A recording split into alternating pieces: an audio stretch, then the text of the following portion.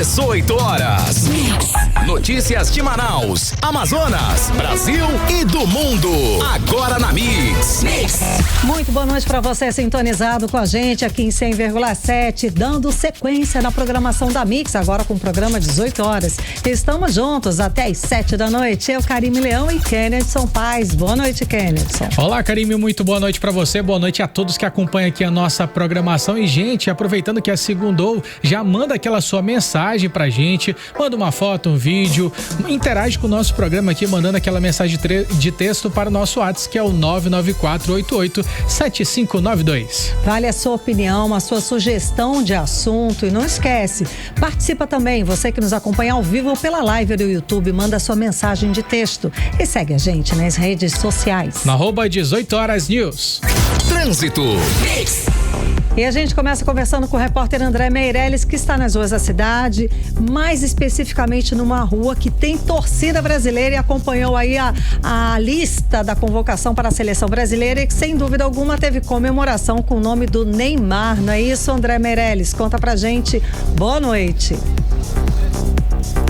É isso mesmo, Karime, Kennedson, muito boa noite, comecinho de noite para vocês, a todos que nos acompanham. Agora há pouco, né, o técnico Carlo Ancelotti anunciou aí a lista oficial dos 26 jogadores convocados da seleção brasileira para a Copa do Mundo desse ano, né? A principal novidade é, claro, o retorno do Neymar, que é o que muitas pessoas estavam esperando, né? Que vai disputar aí o 4º Mundial da carreira, que é uma convocação que foi divulgada aí durante o evento do Museu do Amanhã, no centro do Rio de Janeiro, e reuniu aí ex-jogadores, dirigentes e mais de 600 profissionais de imprensa de diversos países. Entre os nomes estão jogadores de clubes importantes aí do futebol mundial, como Real Madrid, Barcelona, Paris Saint-Germain, Arsenal e até mesmo o Flamengo. Neymar, que atualmente defende o Santos, volta à seleção depois aí de uma recuperação física e segue como um dos principais nomes do elenco brasileiro para a busca do hexacampeonato. Outros nomes de destaques na lista estão aí Vinícius Júnior, Rafinha, Bruno Guimarães, Casemiro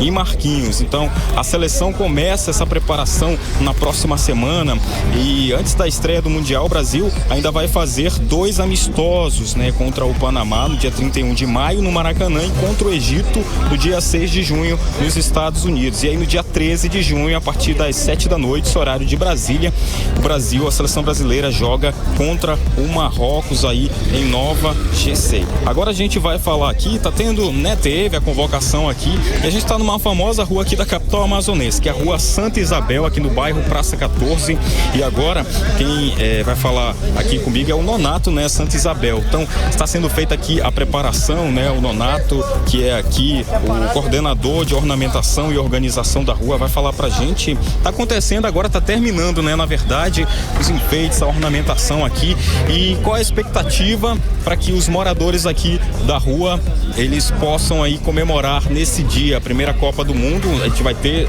os amistosos também antes, mas a primeira Copa da seleção brasileira vai ser no dia 13 de junho. Qual a expectativa dos moradores aqui do local, toda essa preparação que está sendo feita? Boa noite a todos. É um prazer imenso a gente estar aqui ligado na Mix, né? Nesse horário nobre, as pessoas estão aí no carro. Nós estamos convidando a todos a vir dia 10 para a inauguração da nossa rua. Ela tem uma programação. A gente deu uma desacelerada porque na previsão antecipou muito, acabaria no dia 20, né? Que é quarta-feira. Então a gente desacelerou, passamos um final de semana sem trabalhar, porque senão ia acabar muito. Toda a situação da chuva, essas coisas aqui. Mas a gente consegue observar que tá tendo feito toda essa preparação aqui, né? Os moradores estão ajudando. Qual é a expectativa, então, para esse jogo? Não, nesse dia aí, a gente vai fazer algo totalmente diferente que já houve numa rua de bairro. Primeiro começando que vai ter um desfile das escolas de samba aqui. No dia 10? Não, dia 10 é o lançamento, é a inauguração. O padre vai vir, os padres da comunidade, o arcebispo vão vir para cortar a faixa, abrir, e vamos ter muita música aqui, que vai acontecer um pagode muito forte aqui com a gente. Dia 13, a partir do meio-dia, a rua já vai estar fechada. 3 horas da tarde começa um desfile. E eu convido aqui a quem é do Nacional, do Fast, do Rio Negro, do Amazonas, do Manaus, que traga suas bandeiras para esse desfile. Venha para cá, que nós estamos fazendo um desfile. A escola de samba vai descer aqui com mulata, com tudo. Nós vamos estar preparando, já vai estar o palco lá embaixo. O palco esse ano é lá embaixo, tá? Nosso palco, o tamanho do nosso palco é de 12 metros por 10 de fundura e 10 de altura. Vai ter bastante atração. São várias atrações, meu amigo. Várias e as melhores, com certeza. Ok, muito obrigado, Nonato, aqui do Santa Isabel. Está sendo feita, Karine, Kennedy, são ouvintes, toda uma preparação aqui no local. E tem alguns torcedores, tinha mais gente, claro, na hora da convocação, mas aí é segunda-feira ainda, mas aí mesmo assim ainda tem alguns torcedores por aqui, que é o caso da Janda da Silva. Tudo bem, Janda? Vamos falar aqui ao vivaço na Mix 100.7. Ela, nesse momento, está aqui se preparando para falar com a gente. Qual a expectativa para essa Copa agora de 2026? Assim, a minha expectativa é que o Brasil ganhe, né? Nós amazonenses, nós criamos assim uma expectativa pro Brasil, né? Porque a gente tem aquela garra, aquela força, né? De a gente ser hexa, né? Essa é campeã. E outra coisa, aqui na Rua Santa Isabel, porque eu moro na Praça 14, né? Aí eu faço parte também. Aqui na Rua Santa Isabel, a comunidade é muito unida. Isso aí é o potencial pro Brasil ser campeão, né? É muito unida, as pessoas vizinhos se dão com as pessoas, fazem os enfeites, eu acho muito bonito isso. Eu não moro aqui nessa parte não, moro na parte da Emília Moreira, mas faz parte da Praça 14, né? Mas a sua expectativa é o que para a seleção brasileira esse ano? O que a senhora acredita da seleção? Eu acredito que o Brasil vai ganhar. Ainda mais que eu ouvi agora à tarde, né, que teve como é que se diz? A convocação, né? Eu fiquei muito feliz que o Neymar vai entrar novamente, porque o Neymar é a esperança do Brasil. Vai disputar agora a quarta vez. Vai disputar. Ele é a esperança do Brasil pra gente ser campeão e ganhar essa Copa desse ano. Em nome de Jesus vai ganhar. A senhora tá muito otimista. Tô muito otimista. E não tanto como eu, como minha família, o meu filho, então, que tem 17 anos, né? Ele tá torcendo muito pelo Brasil também. E isso é muito importante, né? Pra torcida amazonense. Muito importante mesmo. Ok, muito obrigado, tá? Então tá aí, Karine, a gente tá ótimo, tá excelente. A gente, Karine, Kenderson, a gente tá aqui na comunidade Santa Isabel, onde as pessoas estavam reunidas para essa convocação que já foi feita aí, né? O principal nome nas redes sociais hoje, com hashtag tudo era Neymar, já foi convocada. A gente volta com vocês aí. Muito obrigada pelas informações. Sem dúvida alguma, deve ter uma festa de muito torcedor, como foi no Brasil inteiro, com a convocação do Neymar, inclusive na própria cerimônia, né, da divulgação da lista do Carlos Ancelotti. O Neymar, pessoalmente, ele também comemorou a convocação dele, gente, para a Copa do Mundo. Foi ao lado do influenciador Chris Guedes, hoje, segunda-feira, logo depois ele escutar o nome dele. Daí o atacante apareceu junto do amigo numa transmissão, né, numa live, e ele disse o seguinte: aí, deu tudo certo, eu tô lá. Ele comemorou sem dúvida alguma. Agora, é claro, é a quarta Copa do Neymar, provavelmente vai ser a última, e ele deve jogar, né, tudo que pode, mais alguma coisa, uma grande esperança e um nome de peso, não é, Kennedy, para a seleção brasileira. É o nome com mais experiência em Copa, uma pessoa que realmente, de repente, vai agregar ao grupo. Fora ele, nós temos a lista completa, Kennedy. Vamos lá, falar a lista completa para quem não acompanhou aí a programação de ainda há pouco, gente. Olha só, dos goleiros nós temos o Alisson do Liverpool, o Ederson do Fenerbahçe, a gente tem o Everton do Grêmio e agora a gente vai falar a lista dos nossos defensores da seleção brasileira. Alexandro do Flamengo, o Bremer da Juventus, o Danilo do Flamengo, o Douglas Santos do Zenit, o Gabriel Guimarães do Arsenal, o Ibanez do Al-Ahly, o Léo Pereira do Flamengo, Marquinhos do PSG e o Wesley do Roma. E agora a Karime fala pra gente dos meios de campo e também os atacantes. Ih, eu não tô com essa lista aqui. Tá não? Então vamos lá, meio de campo: Bruno Guimarães, Newcastle, Casimiro do Manchester United, o Danilo do Botafogo, Fabinho do Al-Ittihad, o Lucas Paquetá do Flamengo, e entre os atacantes temos o Endrick do Lyon, o Gabriel Martinelli do Arsenal, o Igor Thiago do Brentford, o Luiz Henrique do Zenit, Matheus Cunha do Manchester United, Neymar Júnior do Santos, Rafinha do Barcelona, Ryan de um time que eu não vou saber falar agora, e o Vinícius Júnior do Real Madrid. Esses são os nomes. Esses são os convocados. Agora, são os 27 convocados, né? E tem muita gente do Flamengo aí, só um parêntese, Tem uma galera. E aí eles já galera. começam a se apresentar agora na próxima quarta-feira, dia 27, lá na Granja Comari, em Teresópolis, para poder iniciar essa preparação para o Mundial. E os últimos a chegar serão os atletas que disputarão a final da Champions League, entre eles ali o PSG, o Marquinhos, que está por lá também. Também vai ter os jogadores do Arsenal, que vai ser agora no dia 30 desse mês agora, de maio, e vai acontecer lá na Hungria. Então esses atletas vão chegar por último. Lembrando que a Copa do Mundo começa no dia 11 de junho, vai até o dia 19 de julho, numa edição histórica. Pela primeira vez o torneio será disputado em 3 países, Estados Unidos, Canadá e México, e vai ter 48 seleções. Segundo a FIFA, a expectativa é receber cerca de 6,5 milhões de torcedores ao longo da competição. E o Brasil está no grupo C, junto com Marrocos, Haiti e Escócia. O primeiro jogo do Brasil é contra o Marrocos. Acontece no sábado, 13 de junho, às 7 da noite, horário de Brasília, e vai acontecer lá em Nova Jersey. Só para finalizar, Karime, dia 31 o Brasil vai enfrentar, já com a sua seleção prontinha, o Panamá, lá no estádio Maracanã, em um amistoso que marcará essa despedida em território nacional. E no dia seguinte a delegação já segue para os Estados Unidos, onde fará o último amistoso contra o Egito, lá em Cleveland, no dia 6 de junho, Karime. Valeu, agora 6 horas e 15 minutos. Mix. E vamos aos outros destaques de hoje no 18 horas. Eu, Nathalie Moraes, conto o caso da criança que nasceu no banheiro da Dona Lindu. A mãe deu entrada com fortes contrações, mas não foi atendida por falta de leito. Eu, André Meirelles, falo da crise na segurança. Mais um caso de sequestro foi registrado em Manaus. Dessa vez, um médico foi levado na porta de casa. Chuva forte em Manaus causa transtornos em toda a cidade. No aeroporto Eduardo Gomes, 8 voos precisaram ser desviados por baixa visibilidade. 18 horas. Esses e outros assuntos, os destaques mais importantes do dia, a partir de agora para você que sintoniza 100,7. No programa 18 horas de hoje, segunda-feira, dia 18 de maio de 2026. Você está ouvindo 18 horas.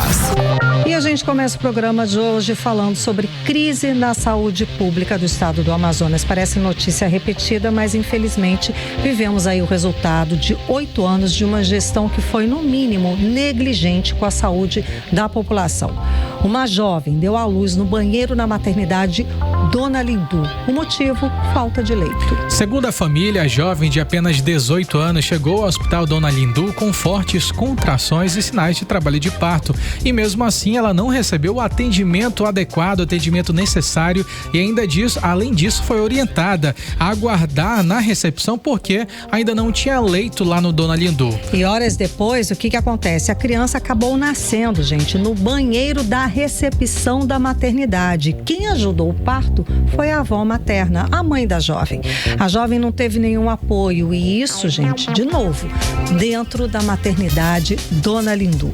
A avó dessa criança divulgou o caso e denunciou nas redes sociais. Logo depois, gerou revolta e com certeza uma grande repercussão pelas unidades de saúde de responsabilidade do governo do Amazonas. Daí eu lembro a fala do ex-governador Wilson Lima, quando ele afirmou que a saúde seria o seu grande legado para o estado do Amazonas. E estamos vendo que o que não faltam são denúncias como essa. Nesse caso, mãe e filho sobreviveram, mas as inúmeras famílias que saíram do hospital carregando um caixão. Depois dessa repercussão do caso, a Secretaria de Estado de Saúde informou que o afastamento do médico plantonista e também da supervisão responsável pelo plantão. Mas o episódio levanta mais uma vez questionamentos sobre a estrutura, com certeza a superlotação e a falta de assistência nas maternidades do Amazonas. E a pergunta que fica, cadê o resultado do investimento da saúde pública? Cadê esse legado que o ex-gestor disse deixar para o estado do Amazonas? Segundo a Cefaz, no ano passado foi direcionado 5,53 bilhões de reais só para a saúde pública do estado do Amazonas. E infelizmente é esse legado, são denúncias atrás de denúncias, são crianças nascendo ou na recepção ou no banheiro da recepção das maternidades sem um menor apoio, sem o atendimento necessário.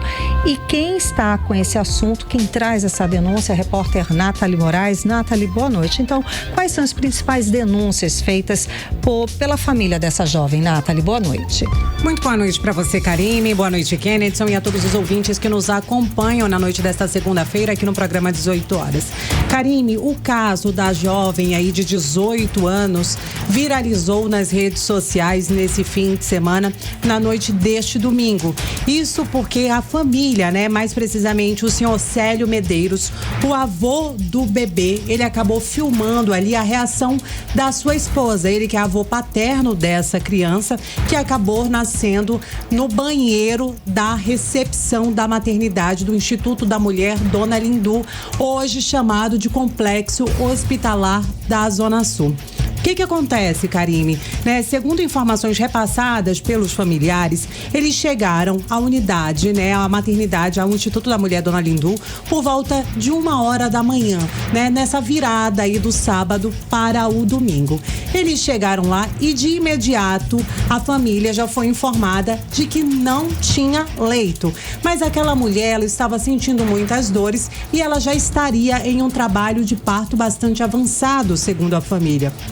Inclusive, a avó materna da criança chegou a dizer até que inicialmente ela chegou a ter um pré-atendimento, passou ali pela triagem, mas eles disseram, não tem leito, vai ter que esperar ou vá para casa. Mas a família se negou a ir para casa, afinal de contas aquela mulher já estava num trabalho de dilatação. Já devia estar sentindo muita dor, né? Exato, e além de tudo isso, Karine, Kennedson e ouvintes, ela é uma pessoa, segundo a família, o pai da criança é diagnosticado com espectro autista. Ela também seria, mas a família não teria esse atestado, Eles não teriam um laudo médico que comprovasse. Inclusive, eles pediram ali aos profissionais, aos técnicos terceirizados, aos médicos que tivessem uma sensibilidade melhor com aquela mulher, com aquela parturiente que estava tendo crise de pânico naquele momento ali do parto. Ela realmente não sabia lidar com as emoções naquele momento, mas mesmo assim, segundo a família, eles não tiveram o acolhimento necessário. Eu separei um trechinho para quem nos acompanha também através das redes sociais, vai poder conferir parte desse material que viralizou, onde o seu Célio Medeiros, o avô paterno dessa bebê, mostrou um pouco mais do que aconteceu, da situação de negligência. Realmente foi um caos generalizado o que aconteceu ali dentro do Instituto da Mulher Dona Lindu na madrugada desse domingo. Vamos conferir. Vou denunciar isso aqui, eu vou denunciar. Meu filho, meu neto nasceu no banheiro e vocês acharam que isso é certo? Aqui, meu filho nasceu dentro do banheiro da maternidade, porque negaram assistência à minha mulher. Nasceu que nem um bicho, parto humanizado que o Estado oferece para sua população. Eu tô aqui desde cedo. Falaram que quando tiver, não tinha leito para levar minha mulher. Minha mulher tava desesperada, gritando de dor, chorando. Eu falei que lá tinha condições psiquiátricas diferentes. Ai, cara. Meu filho nasceu que nem um bicho, que parto só coisa linda.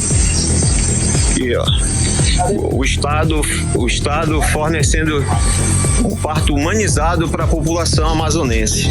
O governo do Estado aqui oferecendo esse parto pro meu neto, nasceu dentro do banheiro, no vaso sanitário, dentro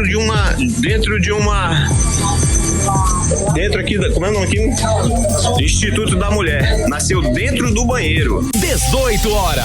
Karine, Kennedson e ouvintes, a gente está acompanhando aí a fala do seu Célio e do Bruno, filho dele, pai dessa criança. Que é o pai da criança. Agora a gente solidariza, com toda essa situação, que falas pesadas. Meu filho nasceu igual um bicho.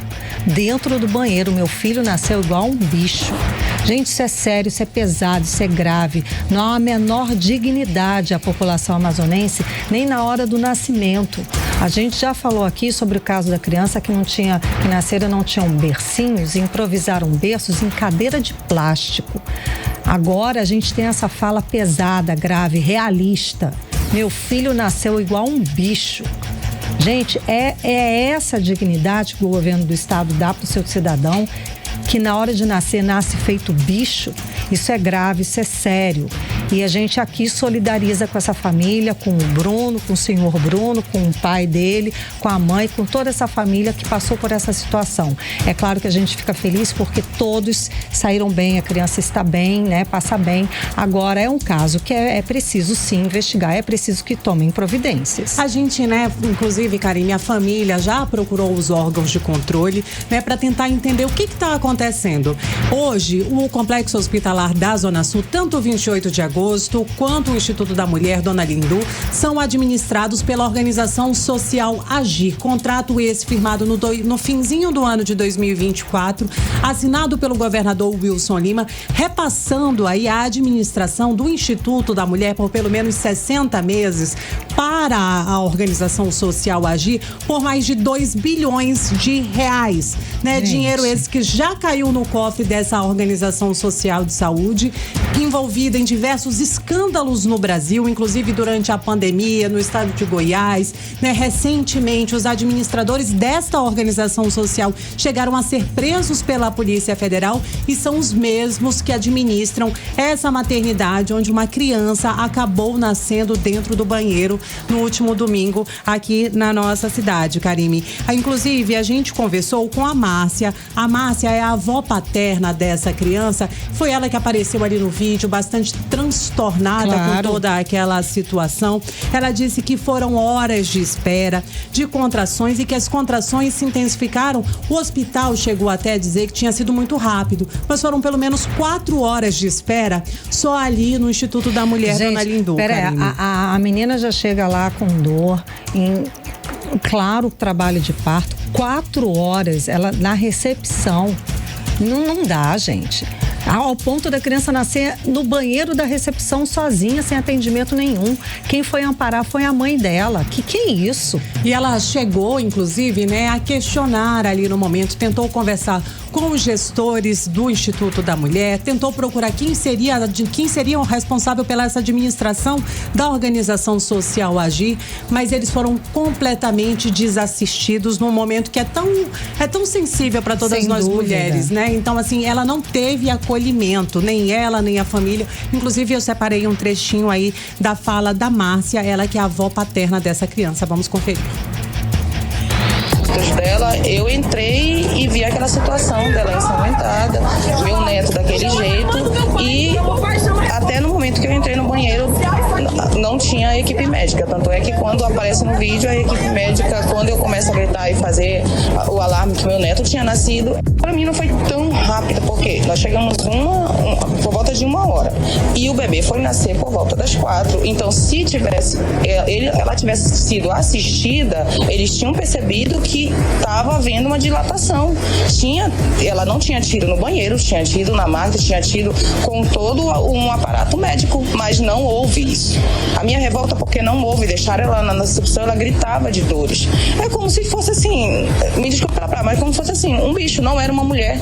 E lá é o Instituto da Mulher, é lá onde nós somos acolhidas. E a minha nora não foi. 18 horas.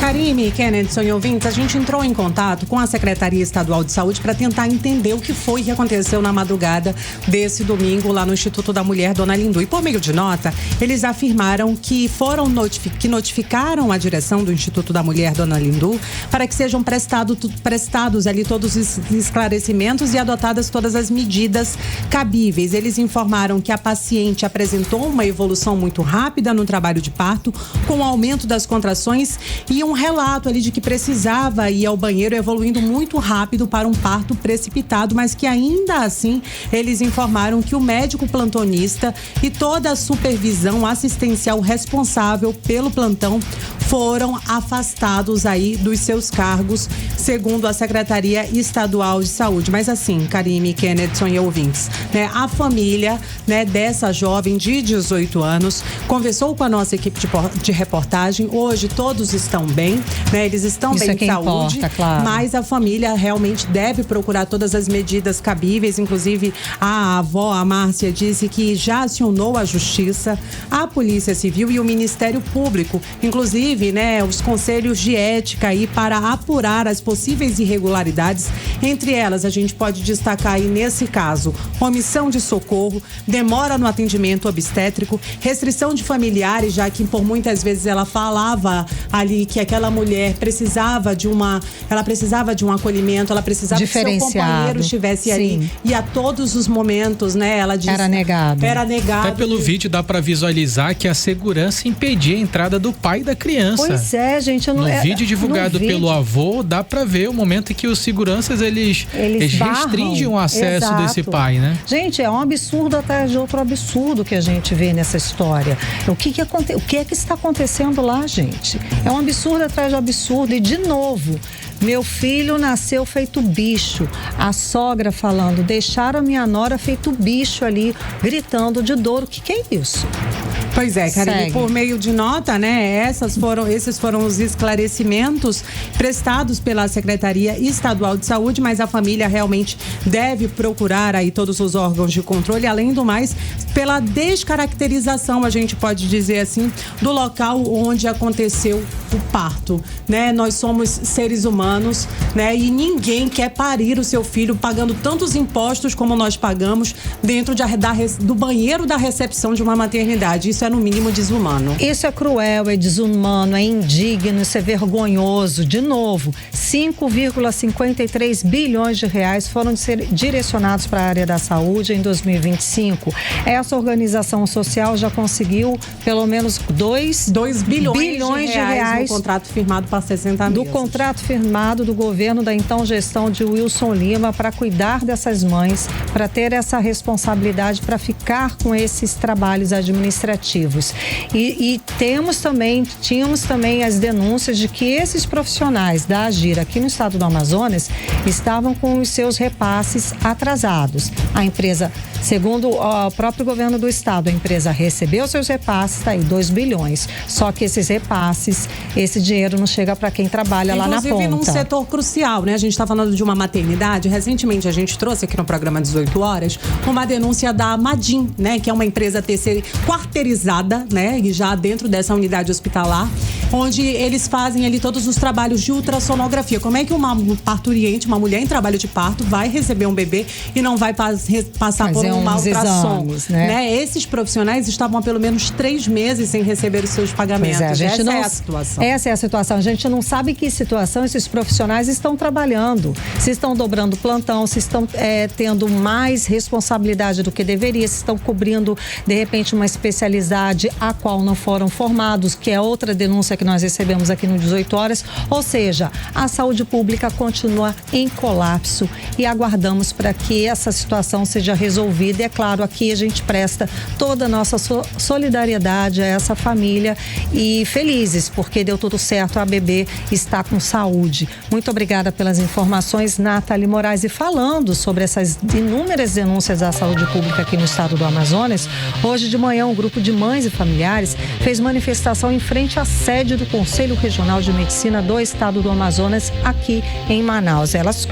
O grupo cobrou respostas e celeridade nas investigações de casos de suposta negligência médica. Com cartazes, fotos e muita comoção, a manifestação reuniu famílias de crianças que morreram depois de atendimentos e procedimentos na unidade de saúde da capital e também do interior do estado. Durante a manifestação, os participantes também criticaram o arquivamento dos processos dentro do conselho. E as mães afirmam que, além da dor da perda, é claro, enfrentam uma longa espera por justiça e por respostas sobre as circunstâncias reais das mortes dos filhos. O repórter André Meirelles acompanhou a situação e traz pra gente os detalhes. Então, André, quais foram as principais cobranças feitas pelas famílias durante esse protesto? Boa noite mais uma vez.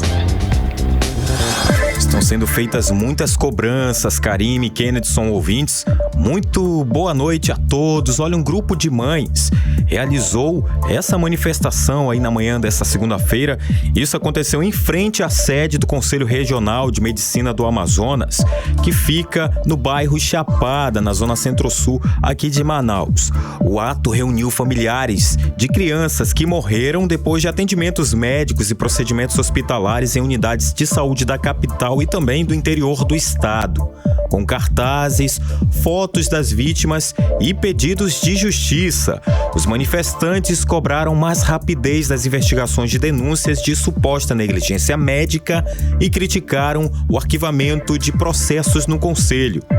Entre os casos lembrados durante a manifestação está o do pequeno Pedro Henrique Falcão Soares, de apenas 1 ano e 3 meses, que morreu em dezembro do ano passado depois de um procedimento cirúrgico realizado no Hospital Municipal Maternidade Geral Heraldo Neves Falcão, no município de Presidente Figueiredo. Advogados que acompanham as famílias também questionaram a continuidade de profissionais investigados no exercício da medicina.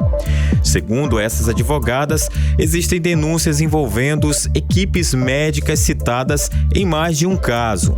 A Doraci Queiroz, que é advogado do grupo Mães por Justiça, disse que busca responsabilizar os culpados.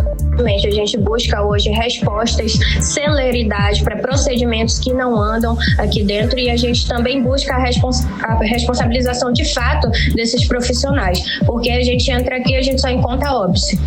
Teve outro caso também, outra mãe que estava ali presente no ato, a Marquélia, que é a mãe do bebê Anthony. Ela relatou as dificuldades enfrentadas durante o atendimento do filho em unidades hospitalares da capital. Segundo ela, o bebê morreu com apenas 2 meses de vida depois de passar por sucessivas buscas por atendimento médico. Os manifestantes disseram que pretendem continuar realizando atos públicos para cobrar respostas das autoridades e evitar que novos casos semelhantes aconteçam no Amazonas. Volto com vocês.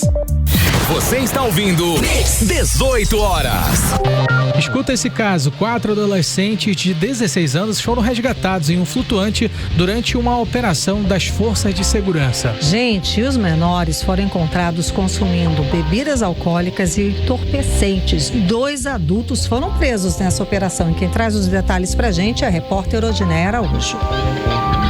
Nesse domingo, durante uma fiscalização em um flutuante no bairro Tarumã, zona oeste de Manaus, 4 adolescentes de 16 anos foram encontradas ingerindo bebida alcoólica. 2 adultos acabaram presos, suspeitos de fornecer álcool a essas menores. A ação fez parte da Operação Segurança Presente, integrada à Operação Caminhos Seguros, que reúne órgãos de segurança e proteção à infância. A delegada da criança e do adolescente, Maiara Magna, destaca a importância da ação. Mais uma etapa da Operação Caminhos Seguros e Segurança Presente, onde nós viemos hoje fiscalizar os flutuantes e encontramos adolescentes no ambiente, infelizmente consumindo bebida alcoólica. Conseguimos realizar 2 flagrantes de pessoas que forneceram, porque fornecer e vender bebida alcoólica para criança ou adolescente é crime. Damos também ainda uma adolescente portando um pouco de droga. Todos estão sendo conduzidos agora para a delegacia para que as providências sejam necessárias. A Operação Caminhos Seguros e Segurança Presente tem sido um sucesso no Amazonas. Estamos indo em todos os lugares que nós possamos mostrar à população que a polícia e as forças de segurança estão presentes. Nós vamos sempre combater o tipo de violência contra nossas crianças e adolescentes. O caso acende um alerta.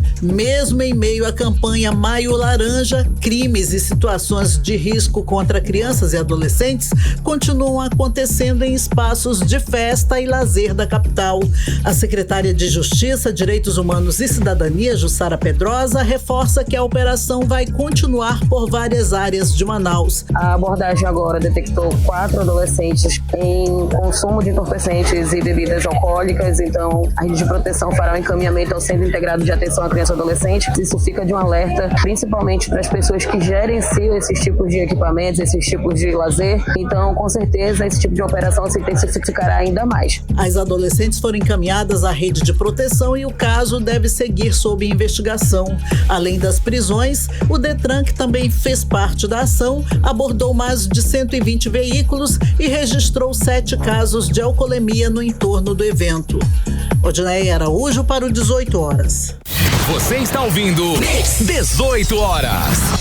E mais um caso de sequestro foi registrado aqui em Manaus. Dessa vez, um empresário foi levado na porta de casa. Gente, o caso foi nesse domingo no conjunto Morada do Sol, lá no bairro Adrianópolis, na zona centro-sul da cidade de Manaus. O repórter André Meirelles conta pra gente os detalhes. Boa noite, André. O criminoso, que é o Magno Pinheiro de Lima, ele foi preso em flagrante? Boa noite. O suspeito identificado como Magno Pinheiro de Lima, de 38 anos, foi preso em flagrante pela Polícia Militar. Segundo a polícia, o crime começou quando o médico saiu de casa para deixar o lixo. Nesse momento, o homem teria aproveitado o portão aberto para invadir a casa e anunciar o assalto. Na casa também estavam a esposa da vítima, uma criança e uma idosa de 80 anos. Durante a ação, o suspeito obrigou o médico a entrar em um carro da própria família e fugiu do local com a vítima. O veículo e o médico foram abandonados em frente à Feira da Compensa, na zona oeste da capital, a cerca de 8 quilômetros do local onde o crime começou. A Polícia Militar informou que uma equipe fazia patrulhamento quando recebeu alerta sobre sequestro em andamento. Com apoio de câmeras de segurança, os policiais conseguiram identificar o veículo e encontrar a vítima. Magno foi localizado em um restaurante na rua Professor Abílio Alencar. Durante a abordagem, os policiais encontraram uma arma de fogo e diversos materiais relacionados ao crime. Segundo a polícia, ele precisou ser algemado no momento da prisão. O suspeito também informou aos policiais que havia mais armas na casa dele. No endereço, as equipes apreenderam um colete balístico e outros materiais. Entre os itens encontrados estão uma pistola de calibre 9mm, carregadores, munições, dinheiro em espécie, joias, relógios celulares, um iPad, um pendrive e uma garrafa de uísque. O delegado Fábio Silva deu detalhes sobre o depoimento do suspeito. De acordo com o delegado, Magno teria agido sozinho. Em depoimento, ele disse que estava devendo para o tráfico de drogas e foi até o bairro para escolher uma casa para assaltar. O suspeito afirmou ainda que não reconhecia o médico e que aproveitou o momento em que a vítima saiu para deixar o lixo com o portão aberto. Ele foi um indivíduo que ele realmente foi lá para a Morada do Sol e ele já estava escolhendo uma casa para assaltar. Então ele realmente, alguma casa, ele iria assaltar lá, que ele disse que estava devendo, situação de droga, que ele já foi preso por tráfico de droga, então ele foi para lá para tentar arrumar dinheiro para ele tentar pagar essa dívida de droga. Então na filmagem que a gente tem da casa da vítima, é perfeito. Quando ele abre a porta, ele já é ali, ele já entra, aborda a família, armado.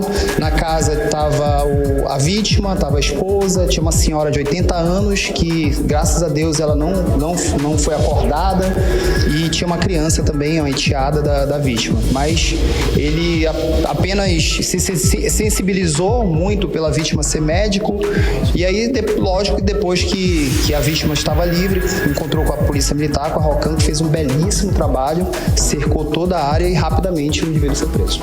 A Polícia Militar informou que o homem já tem passagens por porte ilegal de arma de fogo, lesão corporal e tráfico de drogas. O suspeito e todo o material apreendido foram levados para a delegacia especializada em homicídios e sequestros, onde o caso segue sendo investigado. Volto com vocês. Você está ouvindo 18 horas. Política. E vamos ao quadro de política do 18 horas com Kenneth Sampaio e Nathalie Moraes, agora em Manaus, 6 horas e 41 minutos. Nathalie, boa noite mais uma vez. Então, o Partido Liberal, PL, prepara um evento político importante aqui em Manaus no próximo dia 30 de maio agora, com a presença do presidente nacional do partido, Valdemar Costa Neto. E qual a expectativa? Mais uma vez, muito boa noite para ti, Karime, Kenneth, para todos os ouvintes que seguem nos acompanhando. Karime, olha, dia 25, Lula tá em Manaus e logo depois, a direita também tá promovendo um mega evento com o presidente nacional do PL desembarcando na capital amazonense. amazonense. Ele deve chegar aqui para lançar de forma oficialmente a candidatura da empresária e professora Maria do Carmo Cefaí ao governo do Amazonas e também do deputado federal Alberto Neto ao Senado. Inclusive, essa notícia foi divulgada pelos dois, pelos pré-candidatos em um vídeo publicado nas redes sociais comemorando aí a vinda dele ao Amazonas, a nossa capital, Manaus. Inclusive, eu separei um trechinho aí para que os nossos ouvintes possam conferir. Quem nos acompanha através das redes sociais também vai poder assistir. Vamos ouvir. Hoje a gente tem uma notícia muito boa para compartilhar com vocês. No próximo dia 30 de maio, o presidente nacional do PL, Valdemar Costa Neto, vai estar em Manaus para o lançamento oficial da pré-candidatura da professora Maria do Carmo ao governo do Amazonas. E também da pré-candidatura do capitão Alberto Neto ao Senado Federal. Vai ser uma grande celebração, com lideranças importantes do nosso partido no Amazonas e em todo o Brasil. Um encontro para reafirmar o nosso compromisso com a mudança. 18 horas. Karime, Kennedson e ouvintes, é isso, O deputado federal aí durante o vídeo, ele acabou destacando a presença do Valdemar Costa Neto, falando da importância estratégica que ele deve trazer nessa visita, mas esse é um evento realmente que deve marcar uma nova fase da corrida eleitoral para a direita aqui no Amazonas. Oficializando tudo, praticamente, sem dúvida alguma. Kennedson, mais uma vez a Zona Franca de Manaus está na Berlinda. Agora uma ação da Federação das Indústrias do Estado de São Paulo contra benefícios fiscais que foram mantidos lá na reforma tributária. A ação gerou, é claro, uma forte reação da classe política do estado do Amazonas e também da Superintendência da Zona Franca de Manaus. Conta mais, Kennedson. Então, a Suframa, ela entrou, Karime, nesse campo para poder fazer essa contestação da ação do Fiesp, que é a Federação das Indústrias do Estado de São Paulo, que tenta derrubar parte dos mecanismos criados para poder garantir as vantagens competitivas da Zona Franca de Manaus após a reforma tributária. Na prática, a Fiesp questiona benefícios fiscais previstos em Lei Complementar 214 de 2025, principalmente os créditos presumidos do IBS e também do CBS, novos tributos criados com essa reforma. E aí que mora a preocupação, porque o Amazonas enxerga essa discussão como muito maior do que uma briga técnica sobre impostos. Nos bastidores, a leitura é muito clara de que qualquer enfraquecimento da Zona Franca de Manaus pode gerar impactos diretos em empregos, investimentos e com certeza na economia daqui do nosso estado do Amazonas. A Suframa afirmou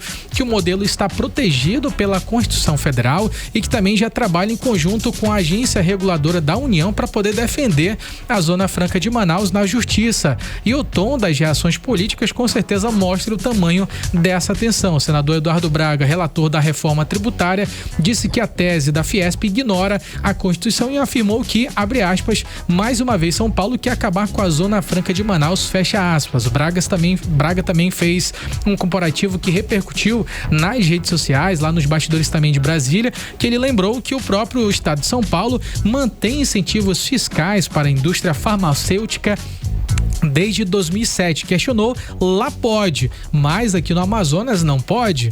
O governador Roberto Cidade afirmou que o estado ele já se mobilizou juridicamente para poder defender o nosso modelo da Zona Franca de Manaus. E segundo ele, a ação da Fiesp representa um ataque ao direito à economia amazonense, aos empregados e também ao modelo que ajuda a manter a nossa floresta em pé. O vice-governador Serafim Corrêa também entrou em debate e disse que a disputa entre a Fiesp e a Zona Franca de Manaus tem praticamente o mesmo tempo da existência do modelo, ou seja, não é de agora. Já o senador Omar Aziz disse que a ação parece a reanimação do mal perdedor e afirmou que a bancada amazonense deve se unir em defesa da Zona Franca de Manaus. O que está em jogo agora não é apenas uma discussão tributária, com certeza é a manutenção de um modelo econômico que mantém bilhões de reais, gera milhares de empregos aqui no estado do Amazonas e que o Amazonas usa, que muitos estados acabam usando ali esse argumento, Carimilão, em relação a benefícios para poder tirar esse modelo econômico que tanto faz bem para o nosso estado do Amazonas, como também incentiva a nossa economia, o desenvolvimento tecnológico, o desenvolvimento da nossa Amazônia. O Brasil inteiro é beneficiado com a Zona Franca de Manaus, Essa é uma questão de querer enxergar e querer entender o que é a Zona Franca de Manaus, um modelo econômico sustentável para o meio ambiente, Nathalie, vamos lá. O Tribunal Superior Eleitoral já definiu o período das convenções partidárias para as eleições desse ano, quando os partidos vão oficializar aí as candidaturas, discutir a aliança. Qual a expectativa? Então, Karime, né, os partidos políticos e federações partidárias realizarão entre os dias 20 de julho e 5 de agosto as convenções partidárias para definir ali, realmente oficializar. Depois disso não tem como voltar atrás, viu? Lançou ali o partido, vai ter que ir até o fim com essa chapa, né? Definir quem são seus candidatos, candidatas que vão disputar as eleições em outubro deste ano. Durante o período, as siglas ali, elas devem deliberar as coligações, oficializar os nomes que vão concorrer aos cargos de presidente, vice-presidente, governador e vice, senadores suplentes, além de deputado federal e deputado estadual. As convenções partidárias, elas fazem parte das etapas que são previstas no calendário eleitoral e representam realmente ali o momento onde os partidos confirmam oficialmente quem são os candidatos que vão representá-los ali nessa disputa eleitoral. Depois dessa definição de nomes, os partidos devem apresentar os pedidos de registro de candidatura na Justiça Eleitoral e esse prazo aí vai até o dia 15 de agosto. Esse prazo vale inclusive para todas as candidaturas, seja presidente, ao deputado estadual, todos eles têm até o dia 15 de agosto para oficializar tudo ali no TSE. É isso aí, depois não tem mais choro, né? Vamos lá, Kennedy. O Partido Democracia Cristã passou a defender o nome do ex-ministro do Supremo Tribunal Federal, Joaquim Barbosa, para a presidência da República. Temos aí um nome de peso? Conta pra gente mais a respeito dessa, né, dessa defesa desse novo nome na disputa para a presidência. Então, exatamente sobre esse o ponto, né, que o Partido Democracia Cristã fez essa troca de Aldo Rebelo por Joaquim Barbosa. Joaquim Barbosa tem um nome mais forte, mais impacto nacional, maior força simbólica e com certeza capaz de gerar uma repercussão imediata nesse debate político. Eu não me recordo agora, Karime, nesses últimos momentos, nessas últimas eleições, se teve outro candidato negro tão impactante como Joaquim Barbosa nesses últimos períodos. De fato, eu também não lembro não, de uma pessoa do peso que ele tem, né, pra história, assim, pra midiático também. Talvez o mais midiático que teve até agora tinha sido o Enéas, né, naquela ocasião, mas já fazia bastante tempo. Mas já faz bastante tempo. Realmente, o nome dele é um nome diferenciado. E com certeza essa força, essa avaliação interna de que Aldo Rebelo não conseguia mais ganhar essa tração nas pesquisas, nem conseguia romper a bolha política em um cenário dominado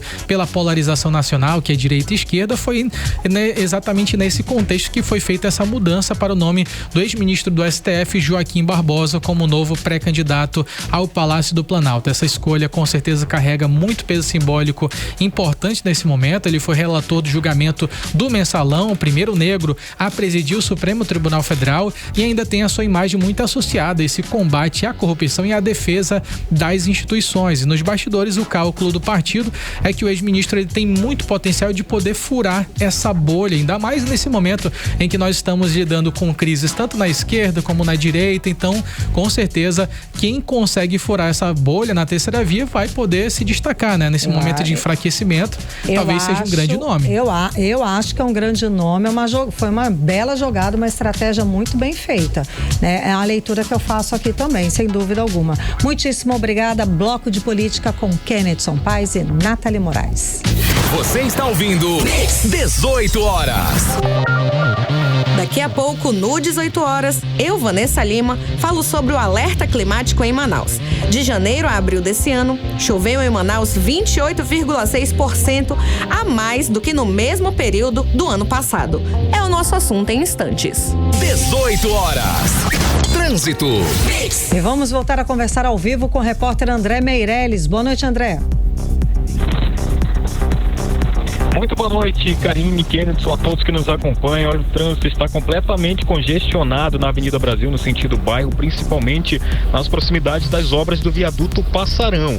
A interdição, inclusive, de uma das faixas da Avenida Coronel Teixeira, próximo ao canteiro de obras, tem provocado também lentidão e grande retenção na região. Com isso, o reflexo do congestionamento também já é sentido na Avenida São Jorge, ali no sentido bairro também, onde motoristas, eles sentem aí esse desse peso, dessa lentidão e um trânsito bastante carregado com um deslocamento mais demorado. E a orientação é realmente ter paciência, né? Se possível também buscar rotas alternativas para os trechos mais comprometidos. Outra informação que a gente traz também, Karine, Kenilson, ouvintes, é sobre aí o preço da gasolina, que continua oscilando aqui nos pontos da capital amazonense. Por exemplo, na Avenida Brasil, em outras áreas da Zona Oeste e também da Zona Leste, já comercializam a gasolina comum, aí o litro entre R$ 6,69 e R$ 6,89. Mesmo assim, ainda existem estabelecimentos cobrando valores mais altos pelo combustível. O etanol, que chegou a ser encontrado acima de R$ 5,50 nas últimas semanas,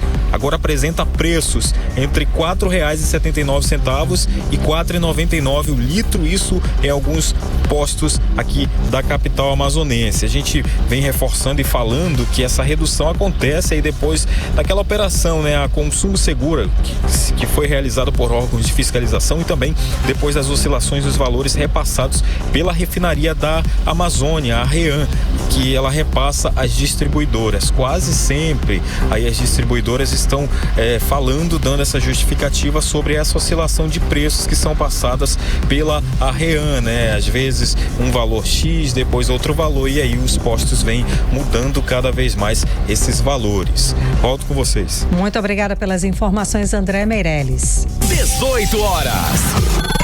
Previsão do tempo. Vamos saber agora como é que fica a previsão do tempo com Vanessa Lima. Vanessa, a semana com certeza começou com muita chuva, muitos prejuízos em muitos lugares e até voos tiveram que ser cancelados relacionados ali por conta dessa situação da chuva. A chuva continua agora à noite, Vanessa? Isso mesmo, Kennedy, a chuva continua. Muito boa noite a todos que acompanham a previsão do tempo aqui com a gente no 18 horas, segunda-feira de temporal na capital amazonense. O céu permaneceu fechado e o dia todo teve neblina em áreas próximas de mata. E, inclusive, como você comentou, Kennedy, devido a essa instabilidade do tempo, 2 voos internacionais e 6 domésticos tiveram rotas alteradas nessa madrugada. Segundo o aeroporto Eduardo Gomes, as aeronaves foram direcionadas para outros terminais, mas não foi divulgado o destino alternativo dos voos. A previsão para a noite de hoje indica chuvas passageiras com 50% de chance de precipitações. E agora vamos falar sobre o clima de amanhã, 19 de maio, terça-feira. Segundo o Clima Tempo, a terça já começa com chuva leve pela manhã, que deve ficar mais presente conforme o dia avança. À noite, o tempo continua instável, com probabilidade de chuvas rápidas e isoladas pela capital. A temperatura nessa terça varia entre mínima de 24 e máxima de 30 graus e a umidade relativa do ar fica em torno de 73% a 98%. Então, Vanessa, segue aqui com a gente. De janeiro a abril desse ano, choveu, gente, em Manaus 28,6% a mais do que no mesmo período do ano passado. É o que a gente tem visto, né? Todo dia muita chuva. Bom, o dado comprova que a cidade vive um alerta climático cada vez mais preocupante com alagamentos e deslizamentos, não é isso? Exatamente, Karime. Depois de um 2025 com pouca chuva, 2026 começou bem diferente. Segundo os dados da Universidade do Estado do Amazonas, Manaus registrou quase 29% a mais de chuva entre janeiro e abril em comparação com o mesmo período do ano passado. Em números, foram 1.464 milímetros contra 1.138 em 2025, ou seja, mais de 200 milímetros acima da média do ano passado. E janeiro foi o mês que mais chamou a atenção, porque ele entrou para a história como o mês mais chuvoso já registrado na capital, com 482 milímetros acumulados, quase 60% acima da média e o dobro do ano anterior. Ou seja, está sendo um momento em que muita gente está sentindo na pele. Hoje mesmo nós tivemos temporais intensos, ruas alagadas e trânsito bem complicado pela cidade. E esses dados, eles vêm em um momento em que meteorologistas do mundo todo estão em alerta. Isso porque vem aí um El Niño histórico que pode ser o maior que o planeta já teve em 150 anos. E esse fenômeno do El Niño acontece quando as águas do Pacífico Equatorial ficam mais quentes que o normal. Para esse ano, há sinais de que o El Niño possa ser mais intenso. Mas como explica a meteorologista da Climatempo, Josélia Pegorim, ainda existe uma certa incerteza sobre a real força do evento. Mesmo assim, a possibilidade de um El Niño forte não está descartada. Vamos ouvir o que ela diz. Mas e a intensidade? Vai ser um El Niño muito forte? É aí que está o problema. Neste momento, ainda não se tem certeza, não se pode afirmar muita coisa sobre a intensidade do El Niño. E isso, claro, vai fazer diferença nos impactos que este fenômeno terá no clima global. A NOAA, que é um órgão do governo dos Estados Unidos que monitora os oceanos e a atmosfera, lançou um relatório agora em meados de abril, dizendo que a probabilidade de nós termos um El Niño moderado, forte ou muito forte, neste momento está muito parecida, em torno de 25%. Então isso quer dizer que neste momento nós não podemos bater um martelo de que vai ser um super El Niño. A Climatempo já trabalha com a ideia de que nós vamos ter um El Niño de forte intensidade. 18 horas. E olha só, aqui em Manaus, esse alerta do El Niño merece atenção, porque esse fenômeno pode trazer meses de calor ainda mais intensos, menos chuva e maior risco de uma seca severa. E quando a chuva demora por aqui, os impactos aparecem rápido. Os rios ficam com níveis muito baixos, dificultando o transporte das comunidades ribeirinhas e até o abastecimento em algumas regiões. Além disso, o calor extremo e a vegetação seca aumentam o risco de queimadas e da fumaça. Ela pode tomar conta da cidade, prejudicando a qualidade do ar e a saúde da população. Então, em resumo, Manaus está atravessando um período de muita chuva, mas os especialistas já alertam que esse cenário pode mudar no segundo semestre. E a expectativa é de que o clima volte a se transformar na Amazônia, mostrando que esse ano a nossa região deve enfrentar extremos bem marcados, Karine. Vamos nos precaver, vamos aguardar, vamos nos programar. Muito obrigada pelas informações, Vanessa Lima. 18 horas. Uma denúncia ganhou as redes sociais e você viu aí, Cariminha, qual foi essa denúncia? Cara, que coisa horrível, que nojento. Desculpa, não tem outra palavra para falar, né? Os alunos da Universidade Federal do Amazonas. Com certeza, eles denunciaram a situação, Karime, do alimento servido no restaurante universitário da instituição aqui em Manaus. Pois é, são vídeos feitos pelos estudantes e num deles, gente, dá para ver um pequeno objeto metálico parecido com um pedaço de grampo, isso na comida, tá? Quem traz os detalhes pra gente é André Meirelles. Boa noite. Muito boa noite, é isso. Os acadêmicos da Universidade Federal do Amazonas, a UFAM, denunciaram a precariedade dos alimentos servidos no restaurante universitário da instituição, que fica no bairro Coroado, na zona leste de Manaus. Um vídeo feito pelos próprios estudantes mostra um pequeno objeto metálico parecido com um pedaço de grampo que estava dentro de uma das refeições que são servidas ali no local. Segundo as denúncias, no mesmo dia, estudantes também teriam encontrado ovos de barata em um pedaço de mamão servido durante o café da manhã. Os casos teriam acontecido na última semana e geraram revolta entre os universitários. A estudante de geologia, Carla Matos, relatou o momento em que a situação foi descoberta. Carla contou que estava almoçando no restaurante universitário quando uma aluna do curso de administração encontrou o objeto metálico na comida. A estudante disse que o sentimento foi de nojo e insegurança com a forma como a alimentação estaria sendo preparada. Segundo ela, mesmo entendendo que as refeições elas são produzidas em grande quantidade, o fato de situações parecidas terem acontecido mais de uma vez em pouco tempo acende um alerta sobre a qualidade do serviço. Depois da repercussão, o Diretório Central dos Estudantes convidou a reitora para uma reunião de emergência com o objetivo de discutir os problemas relacionados ao restaurante universitário. O encontro deve tratar das reclamações e buscar soluções para garantir mais segurança aos acadêmicos. Em nota, a Universidade Federal do Amazonas informou que determinou a reativação imediata da comissão paritária de acompanhamento do restaurante universitário. Segundo a instituição, o grupo conta com representantes dos estudantes e vai auxiliar na fiscalização diária do serviço. A UFAM também informou que um canal de comunicação direta vai ser disponibilizado para que denúncias sejam feitas em tempo real. A empresa responsável pelo serviço está sendo notificada para prestar esclarecimentos sobre as irregularidades apontadas.